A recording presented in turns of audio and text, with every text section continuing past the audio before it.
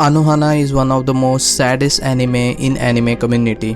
इसकी anime rating है 8.5 इन माई anime list और इसके IMDb की रेटिंग है 8.2 आउट ऑफ 10 और क्रंचीरोल की रेटिंग है 4.8 आउट ऑफ 5। ये अब तक की सबसे सैडेस्ट एनिमे शायद मैंने देखी रहेगी और इसके कई रीज़न हैं। सबसे पहले तो मैंने इसके रिगार्डिंग कोई स्पॉयलर सुना नहीं था और मैंने इसके रिगार्डिंग एक वीडियो देखी थी बाका बॉय की, जो मैं देख के बाद में इस एनिमे को देख कर ना भूल गया। और इसके रिगार्डिंग मैंने कुछ मतलब मेरे को कुछ हिंट नहीं थी, लेकिन पता नहीं एक दिन मेरे को खाली पता चल गया कि ये अनोहाना करके भी एक एनिमे है और फिर मैंने इसको देखना शुरू किया। इसके बेसिकली 11 ही एपिसोड है तो तुम एक दिन में देख सकते हो, हालांकि मैंने 2 दिन लगाए और मेरी बहन ने एक दिन में ही ख़त्म की थी। A big shout out to her. So coming to the point, ये काफ़ी सैडेस्ट एनिमे थी और अगर गूगल में तुम सर्च करोगे इसके रिगार्डिंग काफ़ी मतलब लोगों ने पता है फोरम्स में हो गए हैं, रेडिट में सब क्वेश्चन एंड आंसर हो गए थे कि एंडिंग में क्या हुआ क्या नहीं, और इसके रिगार्डिंग काफ़ी अपलिफ्ट थी।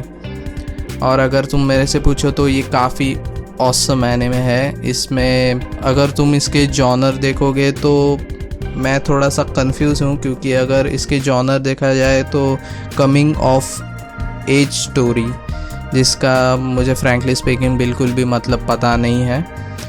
मुझे लगा ये स्लाइस ऑफ लाइफ एनिमे रहेगी, क्योंकि एक तरह से कैरेक्टर डेवलप नहीं होते लेकिन उनका जो म्यूचुअल कॉन्फ्लिक्ट होता है उसके रिगार्डिंग पूरी एनिमे रहती है। इस एनिमे के अगर मेन कैरेक्टर देखा जाए तो 5 जन ही है, खाली 5 जन।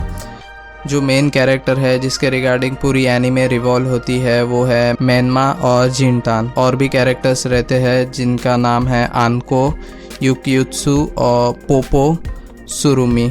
इसका ओरिजिनल नेटवर्क है फूजी नेटवर्क। और प्लॉट के बारे में कहा जाए तो मैं यहाँ पे ज़्यादा स्पॉइलर नहीं देना चाहता, लेकिन अगर शॉर्ट में बताया जाए तो मेनमा के 5 दोस्त रहते हैं जो उसकी विश का पूरी करते हैं। बस मैं इतना ही कहना चाहूँगा, ज़्यादा स्पॉइलर नहीं देना चाहता इसके रिगार्डिंग।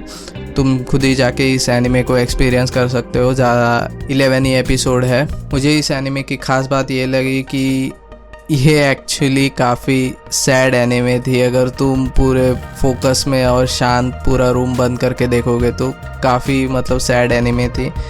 मैं बहुत टाइम से रोया नहीं था, जो इस एनिमे में मुझे रुला दिया। और एक मेन एस्पेक्ट इसका मुझे अच्छा लगा तो इसकी ओपनिंग और एंडिंग। ओपनिंग में काफ़ी मतलब हिंट्स है एज़ यूजुअल, क्योंकि ये एनिमे है और एनिमे के मोस्ट ऑफ द ओपनिंग्स में ही हिंट रहते हैं। अगर तुम इस एनिमे के 6 एपिसोड देखोगे और इसके रिगार्डिंग ही तुम्हें ओपनिंग में कुछ क्लूज पता चल जाएंगे। इसकी एंडिंग भी देखोगे तो एंडिंग में भी काफ़ी मतलब सिंबॉलिक और सिनेमैटिक यूज़ किया है। जैसे पूरे अगर एक लिरिक्स एक सैड रहती है और फिर अचानक से जब वो बोलते हैं ना स्लाइस ऑफ लाइफ मोमेंट पता चल जाता है, तो अचानक से ही एनिमे की जो कलर ट्यूनिंग होती है वो चेंज होती है एंडिंग के गाने में। इस मतलब जो ओपनिंग और एंडिंग है, इससे रिलेटेड जो ओपनिंग और एंडिंग सॉन्ग किया है वो काफ़ी मतलब शांत है, ऐसा कुछ अपबीट नहीं, कुछ नहीं। लेकिन बोलते हैं ना, अगर मैं कहा जाऊँ तो एकदम स्मूथ काम म्यूज़िक है और तुम्हें कहीं बोर नहीं लगेगा। So yes, that's it for today. मैं ज़्यादा इसके रिगार्डिंग स्पॉइल नहीं किया मैंने। तुम खुद ही जाके एक्सपीरियंस कर लो और मुझे कमेंट में बता देना कि तुम्हें ये एनिमे कैसे लगी। अंटिल स्नूज़ीट्यूब, चाओ। अरे यार, मैं भूल गया, लाइक और शेयर और सब्सक्राइब कर देना। मैं जल्दी मिलूँगा।